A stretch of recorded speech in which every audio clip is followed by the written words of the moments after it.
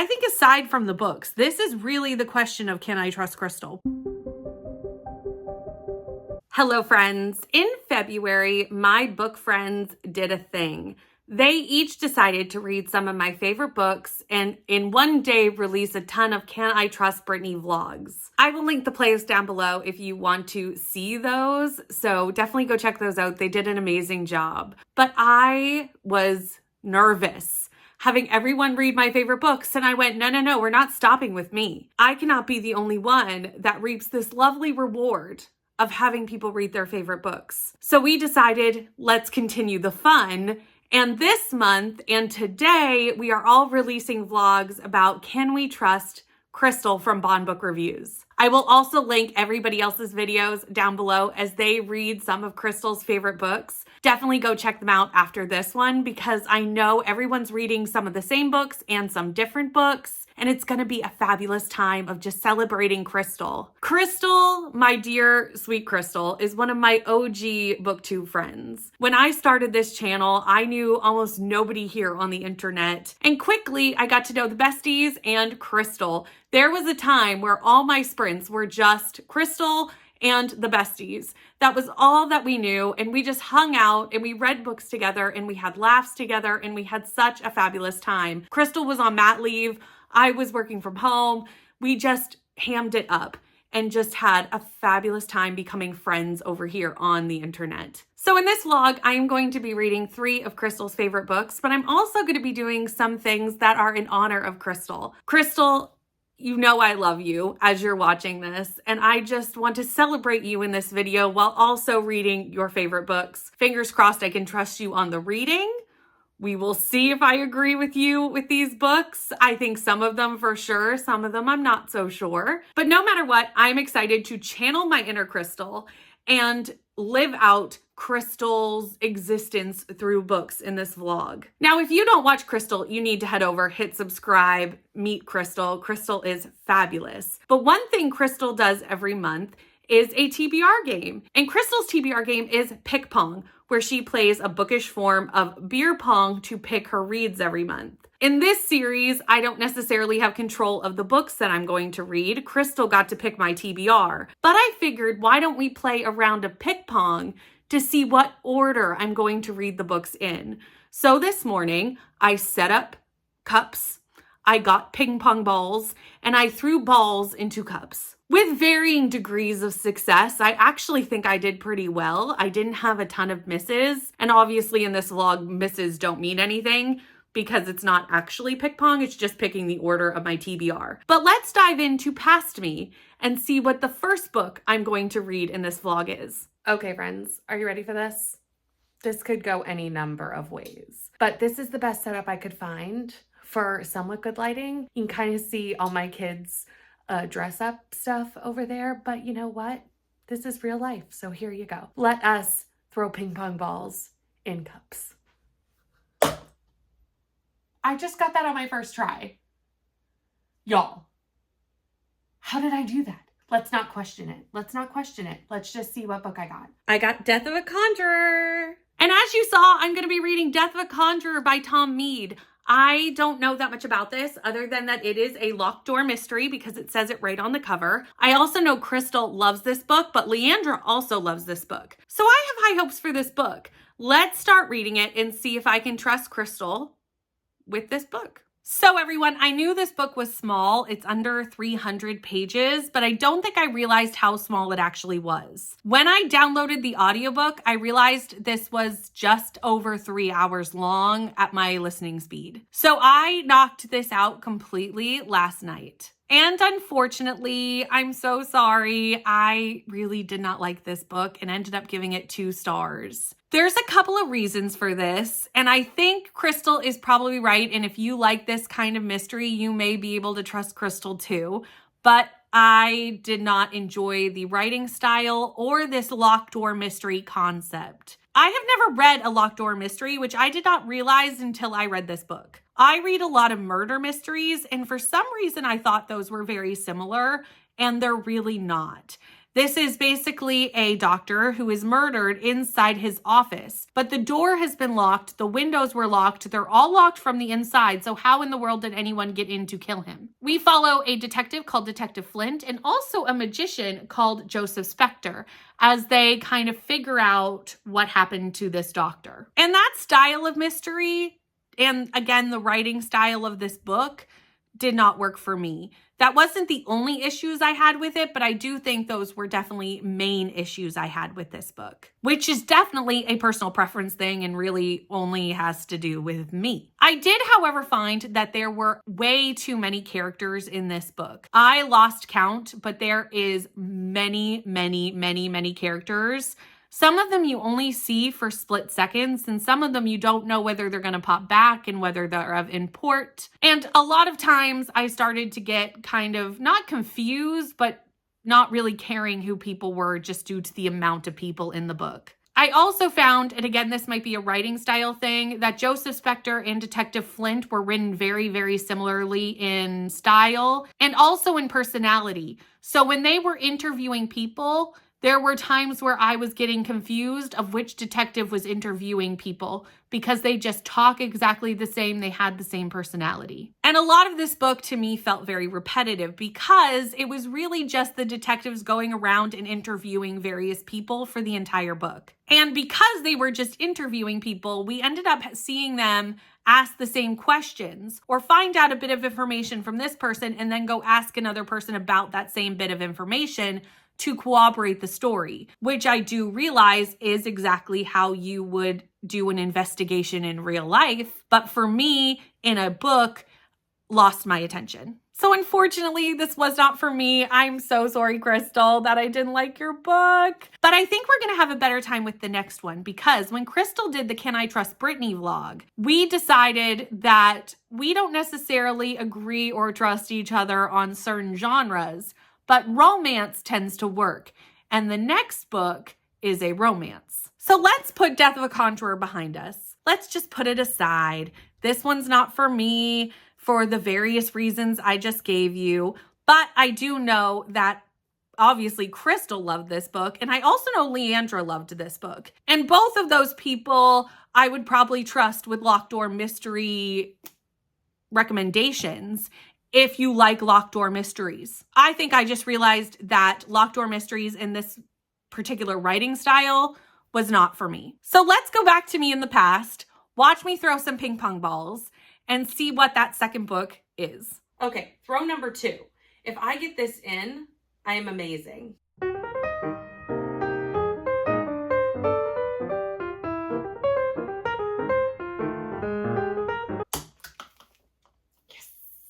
I got it.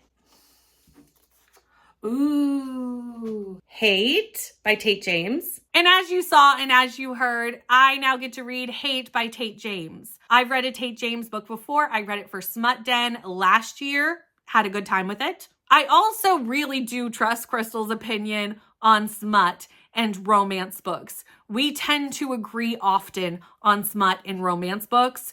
So I would be actually very shocked if I don't like this book. But we're gonna find out, can I trust Krystal with this book? But I have high hopes that we're gonna turn it around. Also today, because I did ask Krystal what were a few things that I could do other than pick pong to be like Krystal for a week. Krystal told me to try Milo.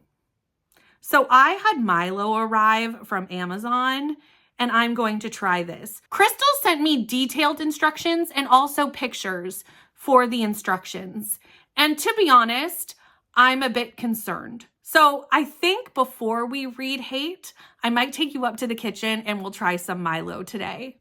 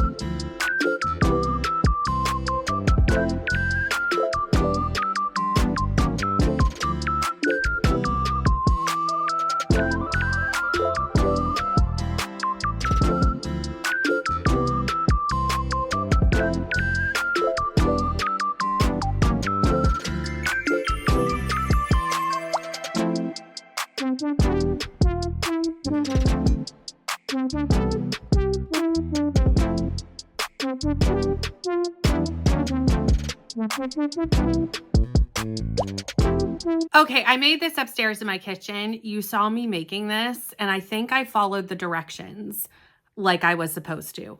I did half Milo, which seems like an awful lot of Milo, but that was what I was told. Then half milk. And then I was supposed to have what looked like a powder milk barrier. That's what the picture looked like. That's what it looked like, and then I was to stir it. I do apologize to all the Australians if I have done this wrong, but that was how I interpreted the instructions and pictures I was given from Krystal. I'm not gonna lie, y'all, this is a little bit chunky. It's not fully liquid, that's for sure. And I don't see how it would be possible to get it fully liquid just due to the sheer amount of Milo in this milk. But she did say I would need a spoon, so I feel like the chunky is also correct. But it may not be. I may be doing this completely wrong.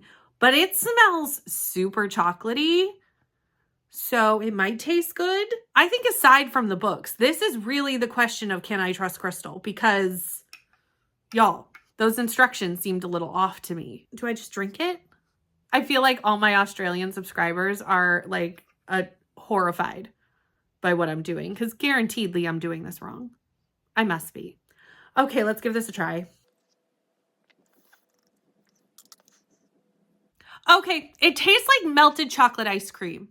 If it's supposed to taste that way, I've done it correctly. And I think melted chocolate ice cream tastes good. So, you know what? I might be sold. I don't know, but this is actually pretty good. So hopefully I've done it right. If not, that's okay. I tried my best. Let's go grab my book and finish my Milo. So I did not plan to check in again today. I did not think I would read as much of this as I have. But today is Tuesday, which is my longer sprint day, one day a month, where I join Leandra and then we move to my channel. So we are currently on the last sprint on Leandra's channel, so I have gotten a little bit more reading in than I anticipated. I am currently 49% through Hate by Tate James, and I definitely have some things to check in with you because I'm going to be reading all night. So if I don't check in now, I don't think I will check in for this book. And since I didn't check in for the first book because it was so small, we don't want to have that happen again. So let's talk. In this book, we follow Madison Kate. This is the first book in the Madison Kate series, so that tracks. Madison Kate and her friend Bree go to an MMA fight, and at the MMA fight, there is shots fired. It seems to be two rival gangs shooting at each other. She gets like picked up by this set of guys, and they kind of take her away from here. They give her a sweater to wear, and in that sweater is the keys to this place, and it somehow links her to the crime. The cops pick her up, and she ends up going to a trial on did she help have this happen. She gets acquitted, but her father, who's quite an influential person, sends her off to Cambodia for a year to be with her aunt to kind of get out of the limelight, kind of punish her for what she really didn't do. And she doesn't really seem to have that great of a relationship with her family. She comes back after the year. We don't see that year. We just see the, what got her there, and then like 1 year later. She comes back, her father is now dating somebody new, and he is about to go off on vacation with his new girlfriend. She doesn't even see her father when she returns. She goes up to her new house and finds 3 boys living in her house. It's the same 3 boys from the night of the crime. And she's quite perturbed by this because she kind of sees them as being the reason she went through everything that she went through. One of them is the son of the new girlfriend. The other 2 are his best friends. And I will say that is the part that I'm a little bit unsure of why they're there. I understand that they're his friends, but like, why are they all living in this house? I feel like I need more backstory for that. These are all pretty young adults. I believe our main character, Madison, is 18. She might be 19, but that's it. The boys seem to be in their very early 20s. They all go to the local university. And I'm mentioning this because I feel like they're written very, very young, and that is causing a disconnect for me in this book. I have read romance where they are young, and as long as they kind of carry themselves of age, that works for me.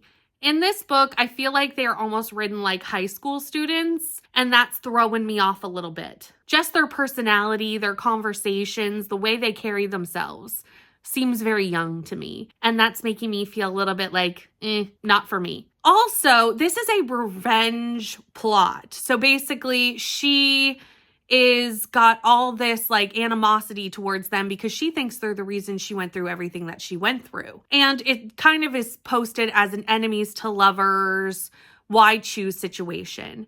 And I don't quite buy into that at this point. And I think the problem is the characters. I don't really care about any of these characters very much. They just aren't interesting me, and their romance is not that interesting to me. Their banter leans more towards like a bully romance. It's not a bully romance, so I don't want you to think that it is. But it's very like tit for tat situation versus like true banter. And that's just not working for me either. And this is all very sad to say because I really expected to like this book. You know that I was really expecting to like it. And I was hoping that once we got to the smutty bit that maybe it would all kind of click in place for me. Unfortunately, we just had a smutty scene, only with one of our main characters. And I will say I kind of like the other main characters more. I like the friends more than the son of the girlfriend. So I'm kind of hoping that maybe once they're in, maybe it'll turn around. I'm still crossing my fingers that this turns around. But right now, this isn't really working as well as I hoped it would. Also, a very small thing. It's a very small thing. It's not going to affect my rating of the book at all, but it is affecting my enjoyment somewhat, is the amount of times we refer to our main character as Madison Kate. We always refer to her as her full name, Madison Kate, and it is all the time. In one page of dialogue, they might call her Madison Kate 3 or 4 times. It's an excess. And also, I feel like if you were going to talk about a main character that much, you would at least come up with a nickname because she does have a nickname. One of her other friends calls her MK. Even if you went with Maddie, and I do know this is the name of the series, so maybe we're trying to hit it home, but it seems just a bit excessive to me how much we're like, Madison Kate, Madison Kate, Madison Kate, Madison Kate. It's a lot. It's a small bit. It's not a big deal, but it is something that I definitely have noticed. So I'm about to switch over to my sprints. We have 22 minutes left on Leandra's last sprint, and then we're going to switch over to my channel for like 3 hours of reading. In theory, depending on how many interruptions I have, I should be able to finish this tonight. It's reading quite quickly. I'm still kind of holding out hope that something turns around in this. I am enjoying this a bit more than Death of a Conjuror, so at least we're moving up, but I'm not enjoying it as much as I anticipated to. And I feel like that might be because I'm not maybe into a revenge romance, a revenge plot. It might be that I've never read one of those either, which is really interesting that I'm reading 2 books from kind of subgenres that I've never read from before. So that may be why things are not connecting as well as I maybe hoped they would. That's just like an interesting aside note that I'm kind of putting together as I'm reading. But I better run and get back on sprints. And I will chat with you in the morning because I should have finished this by that point. So I finished Hate by Tate James, and unfortunately this did not get better for me in the second half of this video. I actually really don't like this romance. I found the romance very confusing. We would have a smutty scene and then immediately we'd be like, these are the worst guys ever, I hate them, and then, oh, they're hot, let's have a smutty scene. And that back and forth did not make me endeared to this romance or these characters. I did not like the characters really in this book at all. And everything I said to you in the last update still stands, so I'm not going to repeat myself. I did finish it though, and we got to a 2.5 star rating, which is so sad because I actually am kind of surprised I didn't like this. The reason being is Krystal has typically been a go-to person for me when it comes to romance and dark romance recommendations. Krystal usually hits it out of the park. We usually agree. So I'm kind of surprised we didn't in this instance. Second, I have read a book by Tate James before, and I liked it. I read one during Smut Den. So like, how do I not like this one? I don't know. They're very different books. So this one did not work for me, but I have read other things by the author that do work for me. And Krystal has given me some great romance recommendations over the years. Ice Planet, We Looking at You. So I normally can trust Krystal on romance, but in this case, we are now 0 for 2, but we still have 1 book left. We have 1 book left that I hope we're going to end on a high note and we're going to get it done. So let's go back to me playing ping pong and see what that book is. The last one is The Alice Network. So our last book is The Alice Network by Kate Quinn. I actually owned this book. It's the only book that I owned from this list, so that is a plus. However, You watching my channel may realize that I don't read historical fiction very often on this channel. I have not read historical fiction really for a few years. I used to read it quite often. I don't anymore. So this could go either way.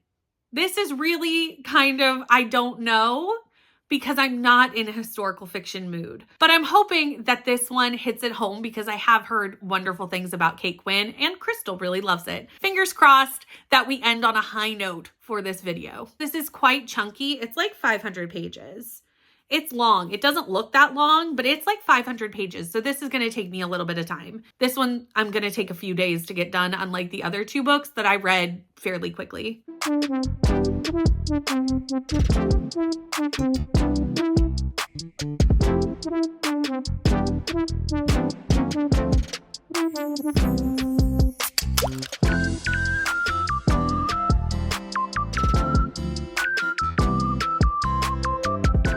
So it is the next day, and I read yesterday on sprints 126 pages of the Alice Network. In this book, we're following two different timelines, two different main characters. One is Charlie and one is Eve. They do quickly coalesce, not in timelines, but our characters do meet in the more recent timeline. Charlie is coming to Europe with her mother. She seems to be kind of a younger lady. She's not a teenager, but I don't think she's much older than like 20 years old. She's coming to Europe with her mother to handle an unexpected pregnancy that she is having. Her family wants to handle this problem, get rid of the baby, and then go back to America where they live. She, however, wants to find her cousin Rose, who seems to have gone missing at the end of World War II. She knows one name that seems to be connected to Rose, so she seeks out Eve.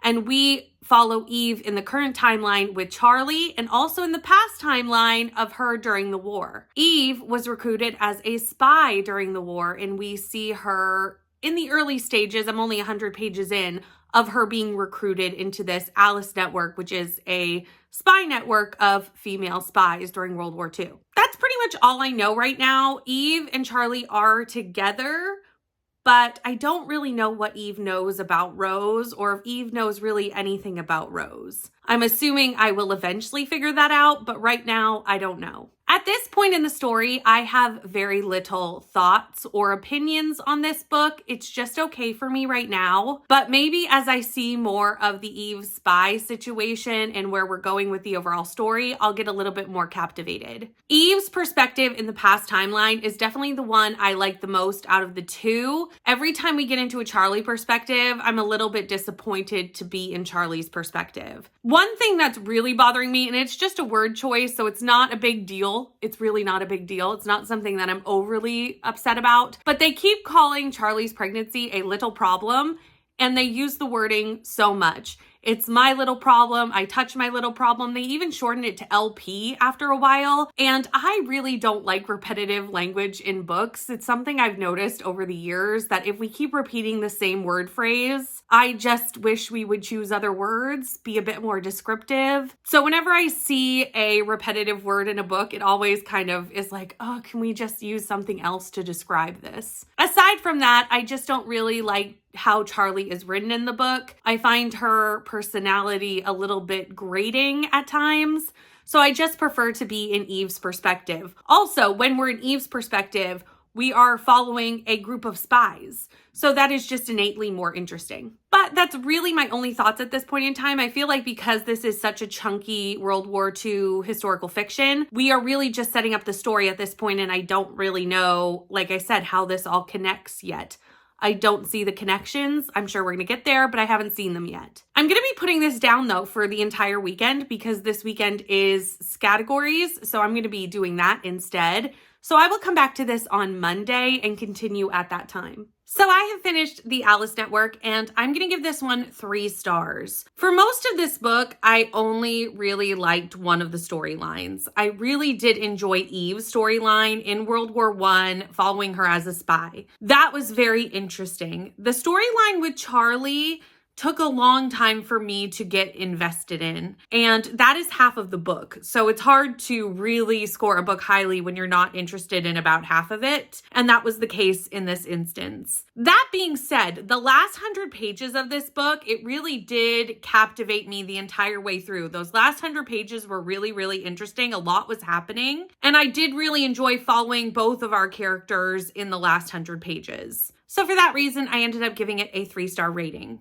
I think some of my issue with this is that I have really pulled away from enjoying historical fiction. I did read a lot of historical fiction a few years ago, and now for whatever reason, I don't gravitate towards those kind of stories as often. I'm sure I will return to them at some point, but right now it's just not something that I'm really wanting to be reading. But I think in this instance, a lot of the reasons that it was just middle of the road for me were really me specific and also not enjoying the second perspective as much. I think we can all relate to books when there's multiple perspectives and you just enjoy one perspective more. That when you get to the perspective you don't enjoy more, you're kind of just reading through it really quickly to get back to the one you do like. I'm sure you've read a book like that before, and that was it for me here. So with the caveat of can I trust Krystal, with these books, I would say no, but I would say in general, I absolutely can. Krystal many a time has given me a great book recommendation. So these 3 books didn't work for me, but I do trust Krystal a lot of the time. And I really did enjoy just spending some time being like Krystal this week, trying Milo, getting Krystal's favorite Tim Hortons donut, and playing ping pong. It was a good time, and I hope you enjoyed that too. Make sure you check out everybody else's collab videos. Again, I will have all the links for that down below, and make sure you go check out Krystal's channel because this is all about Krystal and how amazing she is. Thank you so much for watching. Please like, comment, and subscribe, and I'll see you in the next one. Bye.